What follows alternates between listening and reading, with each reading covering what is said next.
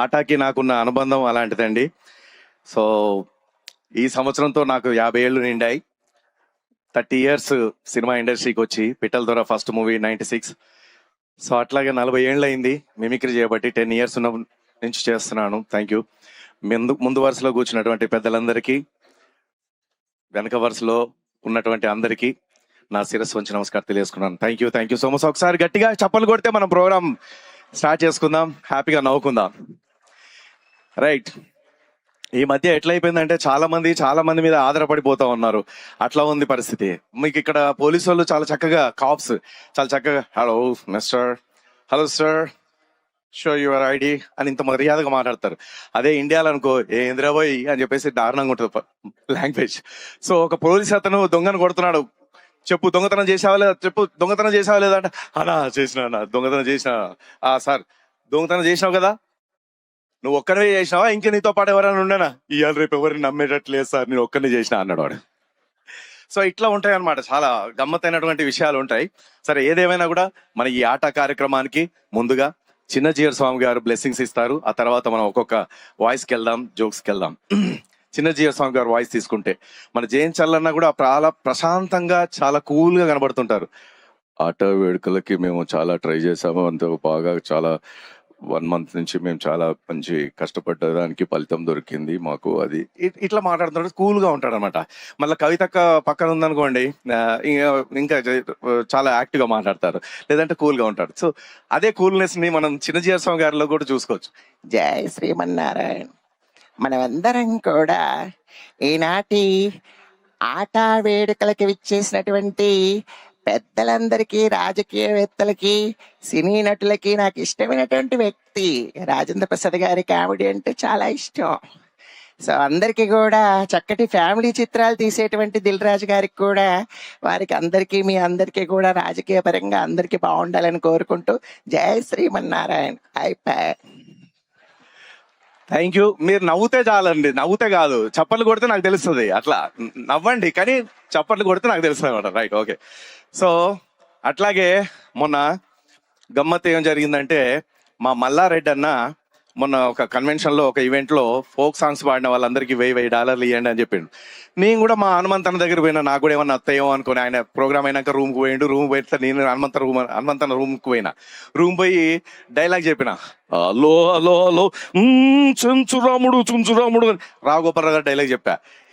అరే శివతమ్ముడు బాగా చేస్తున్నాడు రా, అరే వానికి $1000 ఇవ్వండి రా పోయేటప్పుడు. అమ్మ హ్యాపీగా ఫీల్ అయినా. మళ్ళీ ఇంకో డైలాగ్ చెప్తాం, అరుస్తే చరుస్తా చరుస్తే కరుస్తా కరుస్తే నరికేస్తా అని మోహన్ బాబు గారి లాగా చెప్పా. అరే తమ్ముడికి ఇంకో $1000 ఇవ్వండి రా అన్నాడు. మళ్ళీ దాని తర్వాత ఎన్టీ రామారావు గారు చెప్పు, ఆట వేడుకలకు వచ్చేసినటువంటి నా అన్న తమ్ముళ్లకు, ఆడపడుచులకు 100,000,000 వందనాలు. ఏ దేశమేగినా, ఎందుకు కాలేడినా పొగడరా నా చెల్లి భూమి భారతినన్నట్టుగా మీ అందరికీ కూడా శుభాకాంక్షలు తెలియజేసుకుంటూ సెలవు తీసుకుంటున్నాను. ఈ విధంగా ఎన్టీ రామారావు లేవని వెంటనే $5,000 ఇవ్వమన్నాడు. సరే ఇక నేను మెల్లగా లేచి డోర్ దగ్గరికి వచ్చి చూస్తున్నా, ఎవరిస్తలేరు. మళ్ళీ వెనక పోయి, హనుమంతన్న ఏమైంది, $5,000 లేదు అన్నారు కదా. $5,000 ఎక్కడిరా అన్నాడు. అన్న ఇందాక నేను మిమిక్రీ చేసి నిన్ను ఫుల్ హ్యాపీ చేసిన, మస్తు విన్నావు, మంచిగా ఎంజాయ్ చేసినావు కదా అని. అవురా, నేను మిమిక్రీ చేస్తే నేను విని ఎంజాయ్ చేసిన, నేను డబ్బులు చెప్తుంటే నువ్వు కూడా విన్నావు, ఎంజాయ్ చేసినావు, చల్. ఇట్లా కూడా మాకు ఎదురవుతుంటాయి కళాకారులకు అప్పుడప్పుడు. రైట్, ఇది పక్కన పెడితే చాలా వరకు ఇందాక మాకు ఇక్కడ అనిల్ ఎర్రబల్లి ఉన్నాడు. అనిల్ ఎర్రబల్లి ఆయన గర్ల్ ఫ్రెండ్ సినిమాకి తీసుకుపోతుందంటే, స్పైడర్ అని కొత్తగా సినిమా వచ్చిందంట కదా ఇప్పుడు. అయితే సినిమా తీసుకోమంటే బాధపడతాను, ఎందుకన్నా డల్లుగున్నావు అని. అంటే గర్ల్ ఫ్రెండ్ ఇట్లా సినిమా తీసుకోపోవచ్చు కదా, హ్యాపీ కదా అని అన్నాను. అంటే అట్లా కదా నా పెళ్ళామేమని అంటుందా, నీకు పెళ్ళైందా? అవు మరి పెళ్ళైంది కాబట్టి. మరి పెళ్ళైనప్పుడు ఆ అమ్మాయిని ఎందుకు ప్రేమించినావు అన్నాడు. అంటే అప్పుడు ఆమెకు అంటే అప్పుడు నాకు పెళ్లి కాలే అన్నాడు. అప్పుడు నీకు పెళ్లి కాలేదా? మరి పెళ్లి కానప్పుడు ఆ అమ్మాయిని ప్రేమించిన అమ్మాయిని పెళ్లి చేసుకుంటే అయిపోయేది కదా అంటే, ఆమెకు అప్పుడు పెళ్ళైందని అన్నాడు. సో ఇట్లా ఉంటాయి మనకి, ఎటు తిరిగి వచ్చినా కూడా మనకు దెబ్బలు తగులుతుంటాయి. ఇది కూడా ఢిల్లీకి రాజు అయినా కూడా తల్లి కొడుకే అన్నట్టుగా, ఎంత పెద్ద మినిస్టర్లు కానీ, సీఎంలు కానీ, ఎవరైనా సరే వాళ్ళు భార్య మాట అప్పుడప్పుడు వినాల్సిందే. వినకపోతే ఏం జరుగుతుందో ఒకసారి చూడండి. సపోజ్ ఎగ్జాంపుల్కి మా ఆవిడ, నాకు 2 కూతుర్లు. పెద్ద కూతురు చాలా బుద్ధిమంత్రాలు అయిందని చెప్పేసి అన్నాను, పుసుక్కున్న నోరు జారి. మా ఆవిడంది, అబ్బా మన పెద్ద పాప పేరు నిక్నేమ్ బుద్ధి అని పెడదాం. బుద్ధి అని ఎవడన్నా పెట్టుకుంటాడని, అబ్బా పెట్టుకుందామండి, వద్దు. పెట్టుకుందాం, వద్దు. పెడదాం. సరే నీ ఇష్టం అన్న. బుద్ధి అని పేరు పెట్టిన దగ్గర నుంచి ఇంట్లో నుంచి అడుగు బయటకు పెడితే కొట్టండి. ఎందుకంటే బయట అడుగు పెడితే చాలు మా పాప ఫ్రెండ్స్ అటే వెళ్ళే వాళ్ళు ఇటే వెళ్ళ, అంకుల్ బుద్ధి లేదా, అంకుల్ బుద్ధి లేదా, నాకు బుద్ధి లేదనుకుంటున్నారు అందరూ పక్కింటోళ్ళు అక్కింటోళ్ళు. ఇట్లా కూడా మాకు ఎదురైతుంటాయి. సరే ఇది పక్కన పెడితే నేను ఇందాక ఏదో చెప్పదలుచుకున్నాను. సో ఒక మినిస్టర్ గారు ఎలక్షన్ల ప్రచారానికి వెళ్ళి ఇంటికి వచ్చాడు. ఇంటికి రాగానే వాళ్ళ ఆవిడ ఒక కోరిక కోరింది. ఏమండి, ఏంటే? ఏం లేదు, మనం క్యాండిల్ లైట్ డిన్నర్కి వెళ్దామండి, చాలా రోజులైంది మనం కలిసి భోంచేయక. సరే పద అని చెప్పేది. ఆ గన్మెన్ కార్ తీవా, డ్రైవర్ దిమను. అబ్బా వాళ్ళు ఎవరు వద్దు, మన ఇద్దరమే కలిసి వెళ్దాం, ఇద్దరమే చక్కగా మాట్లాడుకుంటూ అన్ని విషయాలు మాట్లాడుకుంటూ ఫ్యామిలీ విషయాలు మాట్లాడుకుంటూ వెళ్దాం. సరే పద అన్నారు. మినిస్టర్ గారు కార్ తీశారు, ఆయన్నే డ్రైవ్ చేస్తున్నారు. వైఫ్ పక్కన కూర్చుంది, కార్ బయలుదేరింది. కార్లో గ్యాస్ లేదని చెప్పేసి గ్యాస్ స్టేషన్ లో కార్ ఆపాడు.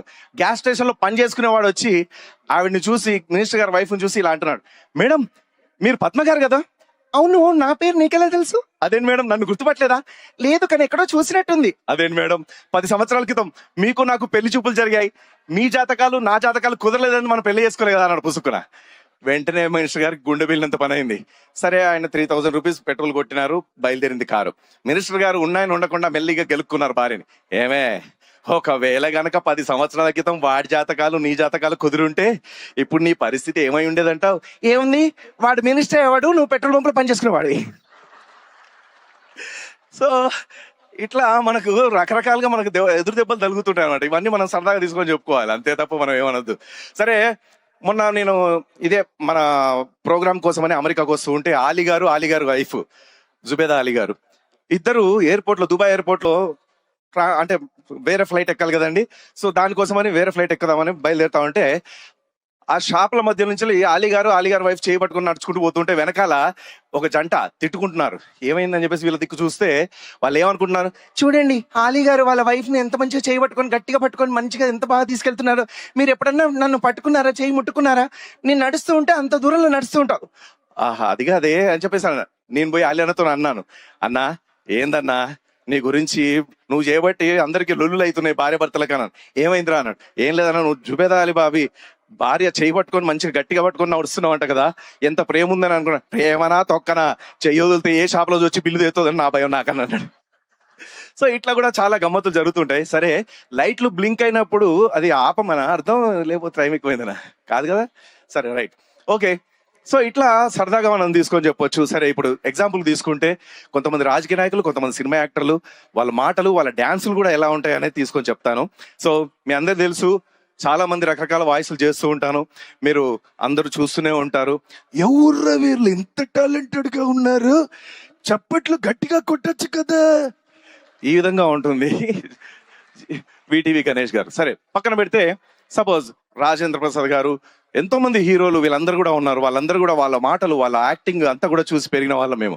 సో ముందుగా సరదాగా ఈ కార్యక్రమానికి మరి ఎన్టీ రామారావు గారు, చంద్రబాబు గారు వీళ్ళందరి మీ అందరికీ ఇంతకుముందు చేసి చూపించాను కాబట్టి డ్యాన్స్ పర్ఫార్మెన్స్ తో చిన్న ఐటమ్ మీకు ముందుకు తీసుకొచ్చానండి. ఎప్పుడు వాళ్ళ పాటలకు వాళ్ళు డ్యాన్స్ చేయడం మీరు అందరు చూస్తూనే ఉంటారు. ఎందుకంటే మీరు డ్యాన్స్ వస్తే, సాంగ్స్ వస్తే కొంచెం మీరు ఎంటర్టైన్ అవుతారని చెప్పేసి ఇంకా బాగా ఎంటర్టైన్ చేద్దామని అంతే. మనకున్న తక్కువ సమయంలో ఆ బిట్ చేసి మళ్ళీ తీసుకున్నాం. మళ్ళీ సమయం ఉంటే రేపు కానీ, ఇవాళే సమయం ఉంటే ఇవాళ కానీ మళ్ళీ మిమిక్రీ చేయడానికి ప్రయత్నిస్తాను. ఈ రోజు మీ అందరూ చూసిన చాలా ఆనందంగా ఉంది సుమి, థ్యాంక్ యూ, చాలా సంతోషం. ఈ రోజు ఆట 19వ వార్షికోత్సవం, దమ్మిడి కట్టండి గట్టిగా చప్పట్లు.